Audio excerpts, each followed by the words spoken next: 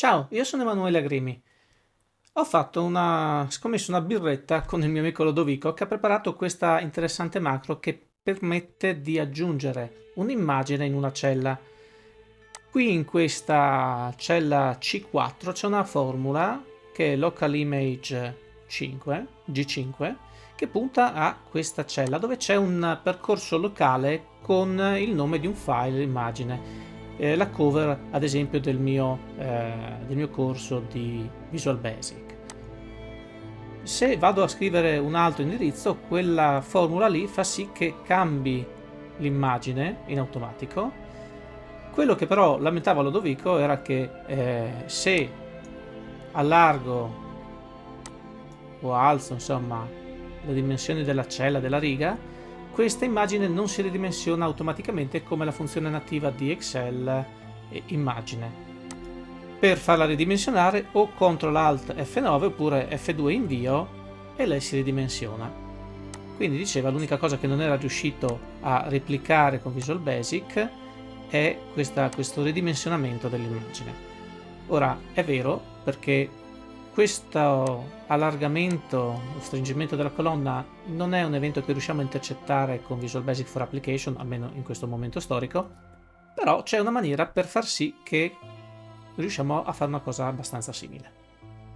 Qualcosa di abbastanza simile vuol dire che, ad esempio, se io questa riga la stringo, ecco, mi si ridimensiona la cella non nel momento in cui abbasso l'altezza della riga o allargo la colonna, bensì quando clicco su un'altra cella.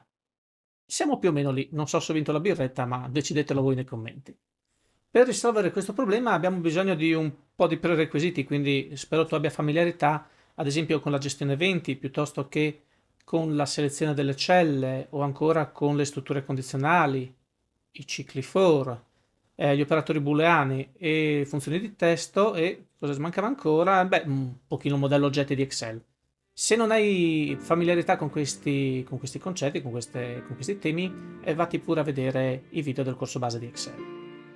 Per rendere abbastanza automatico questo ridimensionamento dell'immagine che hai scelto di mettere nella cella, dobbiamo andare nell'editor di Visual Basic e andare ad attivare questo tipo di evento qui, il Worksheet Selection Change.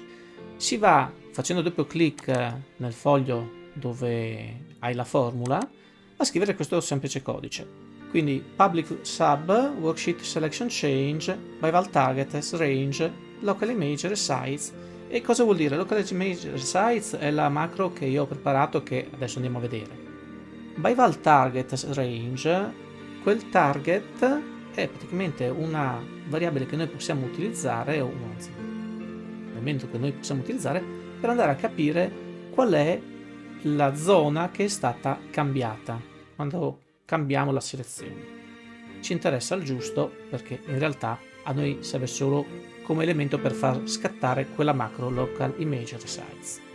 Capito che c'è questo evento che chiama la nostra macro, c'è qualcos'altro nell'editor di Visual Basic e abbiamo sicuramente questo modulo che ho chiamato upload dove c'è la macro che ha preparato Lodovico, ma c'è questo altro modulo main dove io ho scritto il codice che adesso andiamo a vedere. Cosa abbiamo messo qui? Abbiamo messo option base 1 che, se ti vai a vedere la lezione sui vettori di Visual Basic, fa sì che il contatore degli elementi che stanno in un vettore inizi non dallo 0 come è lo standard abbastanza diffuso nell'informatica, ma bensì da 1. Perché ho scelto di option base 1? Perché prima riga, prima colonna viene più naturale pensare colonna 1 e riga 1, ecco. Quindi quando andiamo ad esempio sulla colonna E, che è la quinta colonna, mi viene più pratico anche mentalmente far riferimento alla quinta colonna, colonna numero 5. Semplicemente questo. Vengono definiti due vettori, uno per le colonne, column width, quindi la larghezza delle colonne CW, con 16.384 elementi, un altro vettore invece per tener conto dell'altezza delle righe e quindi sarà 2 alla 20 come numero di elementi. Questi ci servono a capire se è cambiata la larghezza o l'altezza di colonne e righe. La macro principale che permette di ridimensionare l'immagine utilizza un un paio di variabili, una range formula che è di tipo range e una C che è di tipo range anche. Non è strettamente necessario dichiarare le variabili, qui l'ho fatto, va bene. Il cuore di questa macro è scorrere tutte le celle che contengono una formula, poi c'è tutto un tema di prestazioni da valutare, quindi se tu hai un file con tante formule, magari questo non è particolarmente performante, dipende un po' da che file hai sotto mano, però fondamentalmente il primo passaggio qui è andare a definire questo range formule come l'insieme di tutte le celle di questo foglio che stiamo considerando, l'active sheet, che contengono una formula. Non è che vado a scorrere tutte le celle, ma solamente quelle che hanno le formule. E per fare questo poi utilizziamo appunto questo comando set con una nota però. A monte e a valle andiamo a disabilitare la gestione eventi e a riabilitarla, poiché ho notato che quando andavo a utilizzarla senza appunto questa disabilitazione e abilitazione, questo set range formule generava un evento selection change, quindi diventava un serpente che si mangiava la coda, perché abbiamo detto che quando mi sposto di cella si genera questo selection change che chiama questa macro, ma se questa macro a sua volta genera l'evento selection change, cominciamo ad andare in loop da cui non usciamo più. Invece con quello spegnere e poi riaccendere la gestione eventi non incorriamo in questo problema. Dopo che abbiamo definito questo range corrispondente a tutte le celle che hanno delle formule, controlliamo che questo range non sia vuoto, quindi if not range formula is nothing, quindi se ho dentro qualcosa, quindi se non è vuoto questo range, allora fai quello che mi occorre, che sarà andare a scorrere ciascuna cella, quindi for each C in questo range formule, vado a controllare che formula c'è scritto, perché l'F2 più invio, quindi il ricalcolo della singola cella, lo vado a fare non su tutte le celle che hanno delle formule, che magari potrei avere dei cerchi verticali pesanti o cose un po' più fastidiose addirittura. Lo faccio solamente quando la formula inizia per uguale local image, cioè se effettivamente quella cella con la formula usa questa formula, questa funzione che ha fatto Lodovico, e in modo da limitare il più possibile il ricalcolo delle varie cose che ci sono nel foglio che hai sotto mano. E quell'if cwidth diverso da cv c.column o ci diverso da rhc.row è quel controllo che dicevo prima, cioè controllo che la larghezza di quella cella sia cambiata rispetto a quella che avevo memorizzato prima. Ancora non l'ho fatto, ma lo si fa subito al primo passaggio. Oppure l'altezza sia cambiata.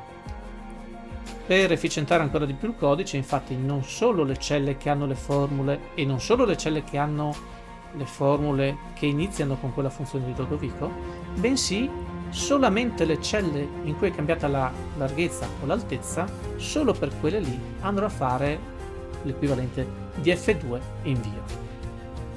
All'interno di questo if succedono due cose, anzi tre. La prima è questo F2 invio, cioè ricalcolo la singola cella, semplicemente faccio cformula uguale cformula e questo ottiene l'effetto desiderato.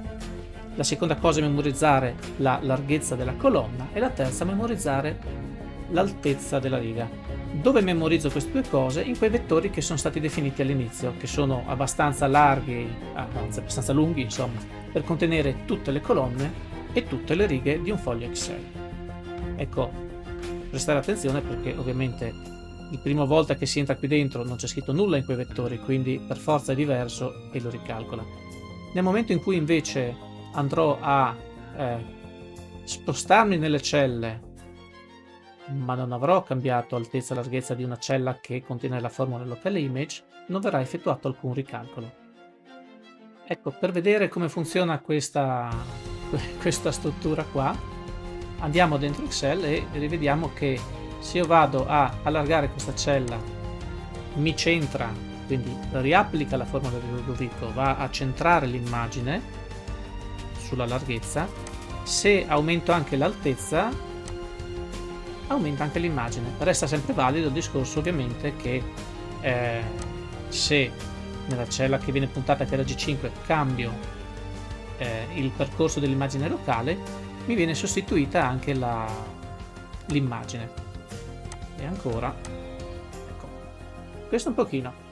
Poi avevo fatto tu chiacchiere con Ludovico, abbiamo detto scommettiamoci una birretta, vediamo se riesco ad aggiungere qualche cosa al bellissimo lavoro che hai già fatto, perché io e Lodo ci conosciamo da diversi anni e siamo dei costruttori, quindi cerchiamo di aggiungere valore alle cose.